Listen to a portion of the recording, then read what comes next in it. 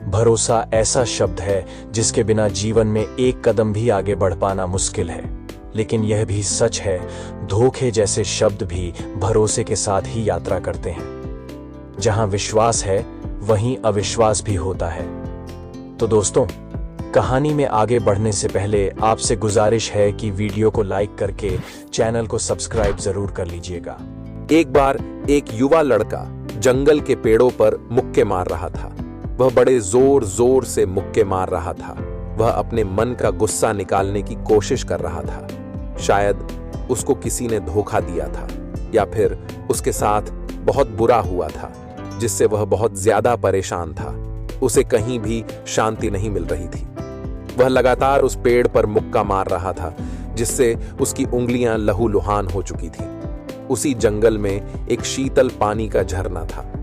वहां पर एक भिक्षु रोज संध्या समय स्नान करने आया करते थे। यह उनका नित्य का नियम था। आज जब वह भिक्षु इस रास्ते से स्नान करने के लिए उस जंगल में आया, उस लड़के के आसपास कोई मौजूद नहीं था।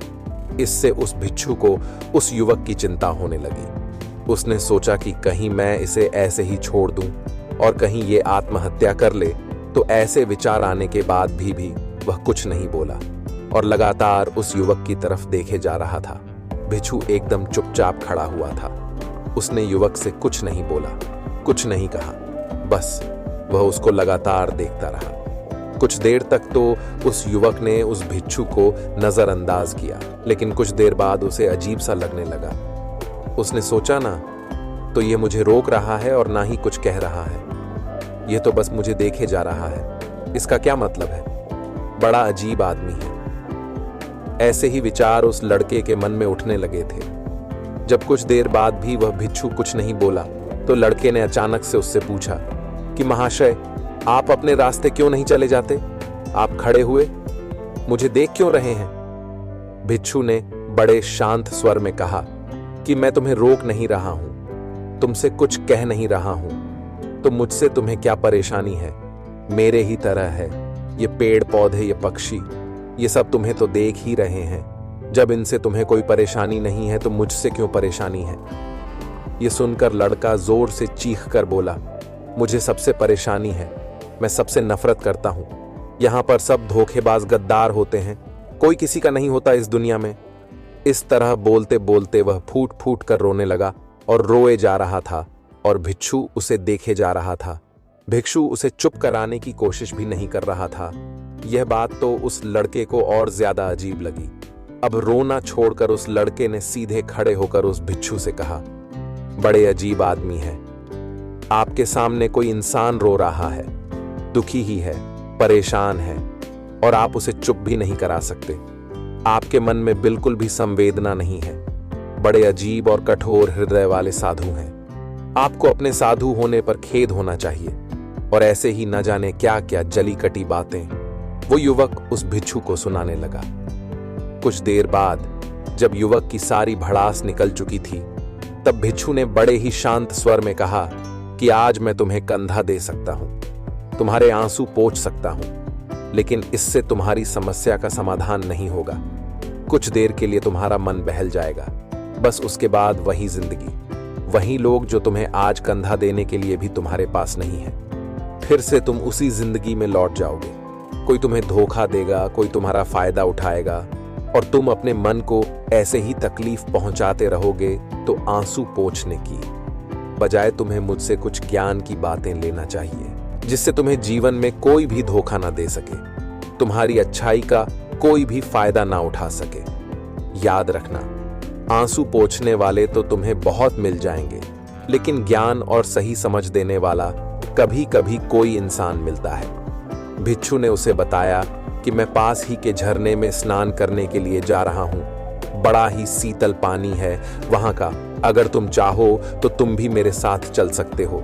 यहाँ पर अकेले परेशान होने से अच्छा है कि तुम झरने की शीतल पानी में स्नान करो, जिससे तुम्हारा दिमाग, मन, मस्तिष्क और तुम्हारा शरीर सब कुछ पवित्र हो जाएगा। यह सुनकर वो लड़का उस भिक्षु के पीछे पीछे हो लिया। जंगल के बीचों बीच रास्ता झरने की तरफ जाता था। जंगल में सन्नाटा छाया हुआ था उनके पैरों तले सूखे पत्तों की चरमराने की आवाज पूरे जंगल में गूंज रही थी। आज पूर्णिमा की रात थी और आसमान में चांद अपनी उजली रोशनी उस जंगल में फेंक रहा था। उस रोशनी में दोनों उस झरने की तरफ बढ़ते चले जा रहे थे। रास्ते में चलते चलते उस युवक ने उस भिक्षु से कहा कि महात्मन, आपकी जिंदगी मस्त है, आपको किसी चीज की कोई परेशानी नहीं है। आपको पता है कि दुनिया में कैसे कैसे लोग बसते हैं, कितने धोखेबाज, कितने मक्कार, और सबसे बड़ी बात, अपने लोग ही धोखा देते हैं जिनसे हम प्रेम करते हैं, जिनको हम अपना मानते हैं। जब उन्हीं से धोखा मिलता है तो कैसा महसूस होता है। कभी कभी तो ऐसा लगता है कि भोले और दयालु लोगों के लिए यह दुनिया नहीं बनी है, ये धोखेबाजों के लिए है, मक्कारों के लिए है। वही यहाँ पर फलते फूलते हैं, वही आनंद से जीते हैं, और हमारे जैसे लोग जो दूसरों की सहायता करते हैं, दूसरों को अपना मानते हैं, वह हमेशा जीवन भर दुख में रहते हैं। यही जीवन की सत्यता है और यही संसार है जिसमें हमें रोज घुट घुट कर मरना पड़ता है। आपने सही किया, ऐसे जिंदगी को त्याग दिया, पीछे छोड़ दिया। अब बस अपने में मस्त, किसी से कोई परेशानी नहीं है, किसी की कोई चिंता नहीं है। मैं भी सोचता हूं कि मैं भी संन्यास ले लूं, छोड़ दूं इस दुनिया को। यह सुनकर उस भिक्षु ने कहा कि तुम्हें क्या लगता है, सन्यासी जीवन बहुत आसान होता है। भिक्षु ने बड़े शांत स्वर में कहा कि तुम्हें तो 2 वक्त की रोटी तो शांति से मिल जाती है, हमें तो कभी कभी वह भी नसीब नहीं होती। अगर भिक्षा मिल जाती है तो हम खा लेते हैं, वरना हमें तो भूखा ही सोना पड़ता है। यही सन्यासी जीवन है, हमें हमेशा नीचे सोना पड़ता है, सिर्फ एक लंगोट में रहना पड़ता है, चाहे कैसा भी मौसम क्यों ना हो। तो यह सब तुम्हें आसान लगता है तो तुम भी सन्यासी बन जाओ।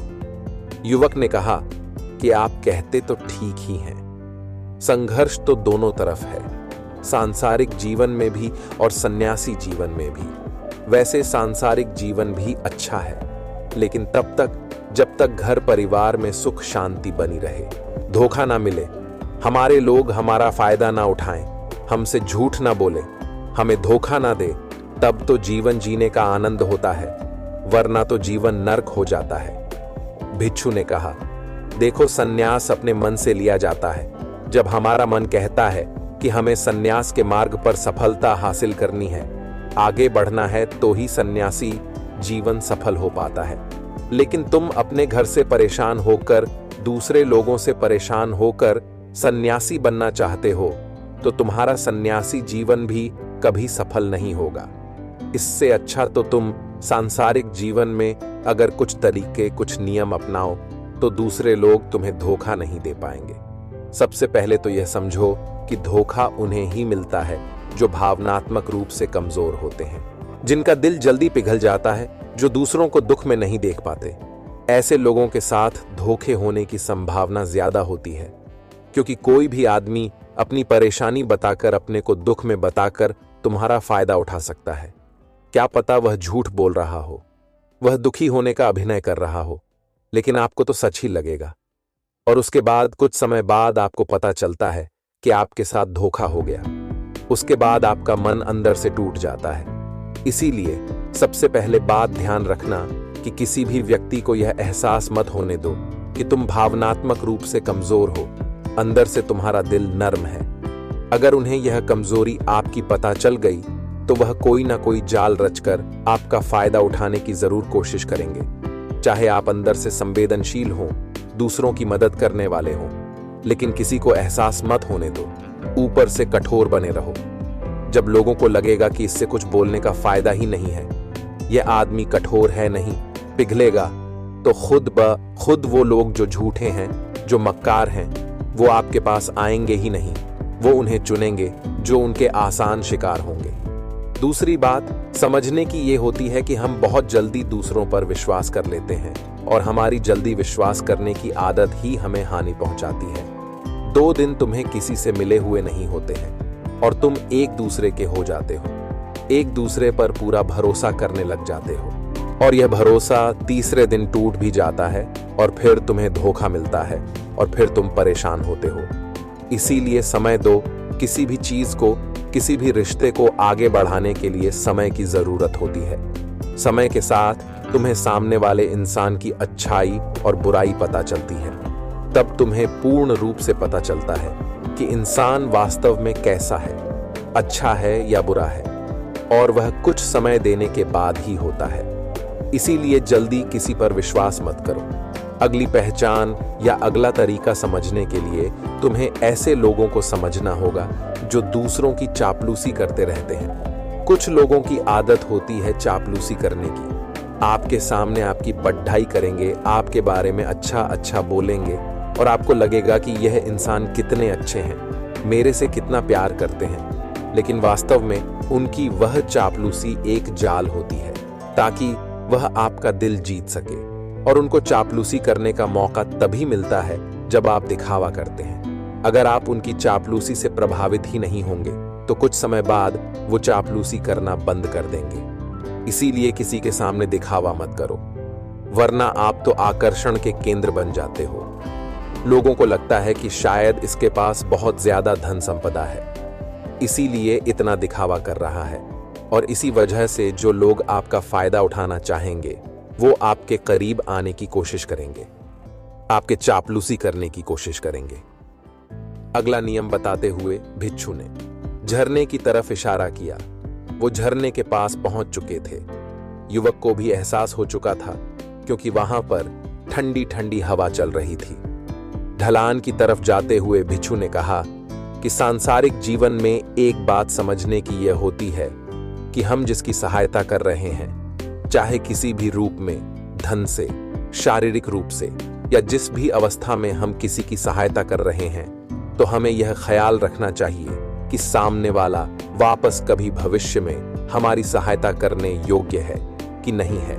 अगर किसी को पैसा उधार दे रहे हो तो यह समझो कि उसके पास आय का कोई साधन है कि नहीं है। कल भविष्य में वह तुम्हें वापस कर पाएगा कि नहीं कर पाएगा। अगर वह नहीं करेगा तो तुम्हें तकलीफ होगी, तुम्हें दुख होगा।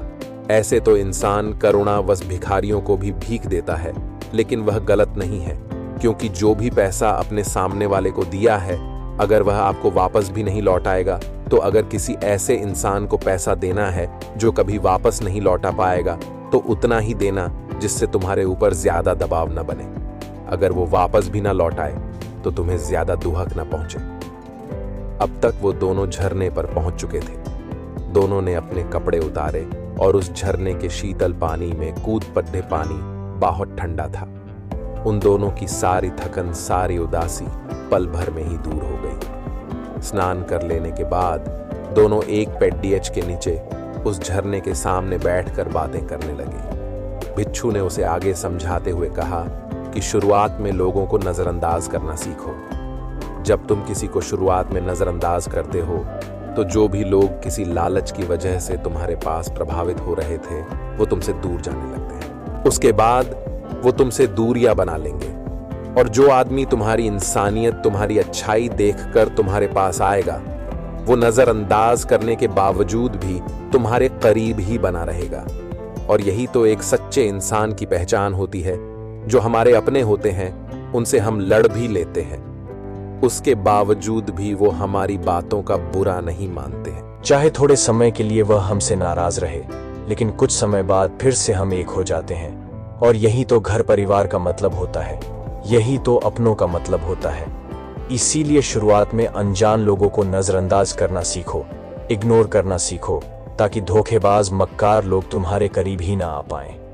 अपने इस वार्तालाप को खत्म करते हुए भिक्षु ने अपनी आखिरी बात बताते हुए कहा कि ये आखिरी सीख सबसे ज्यादा महत्वपूर्ण है। सब कुछ होने के बाद भी तुम्हें धोखे मिल सकते हैं, लेकिन तुम अगर अपने आंख, कान और अपना दिमाग खोल कर रखते हो, अगर तुम होश में रहोगे, ध्यान करोगे, तो तुम्हें इंसान की आंखें देखते ही समझ में आ जाएगा कि उसे तुमसे क्या चाहिए।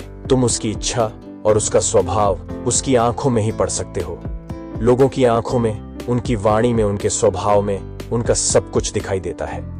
बस हम ही अपनी आंखें मूंद कर रहते हैं। दूसरे लोगों से जानो, उसके रिश्तेदारों से जानो, उसके परिवार वालों से जानो कि वह इंसान कैसा है, दूसरों के साथ उसका व्यवहार कैसा है। उसकी पड़ताल करो। जब किसी पर विश्वास करो, ऐसे ही किसी पर विश्वास मत कर लेना। अपनी पूरी संतुष्टि करना। अगर तुम किसी के साथ लंबे समय तक भरोसा करना चाहते हो, किसी के साथ कोई संबंध बनाना चाहते हो, कोई दोस्ती करना चाहते हो या किसी की मदद करना चाहते हो, तो इन सभी परिस्थितियों में तुम्हें ये जरूर पता होना चाहिए कि दूसरे लोग उस इंसान के बारे में क्या सोच रखते हैं। इसके बाद तुम जीवन में कभी भी धोखा नहीं खाओगे। दोनों जंगल से बाहर आ गए, अपने अपने घर को चले गए। कभी भी किसी पर भरोसा करने से पहले उसे जानो, समझो, फिर उस पर भरोसा करो।